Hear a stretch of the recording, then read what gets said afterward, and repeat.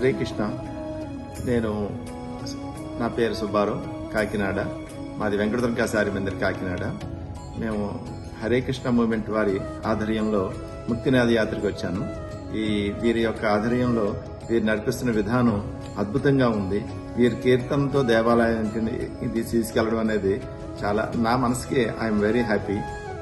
అలాగే ప్రతి మూమెంట్లోని ఆ దైవతత్వంతో తీసుకెళ్తున్నారు. అది నాకు it's very very happy. Hare Krishna. నా పేరు రాధామంది. నేను కాకినాడ నుంచి వచ్చానండి.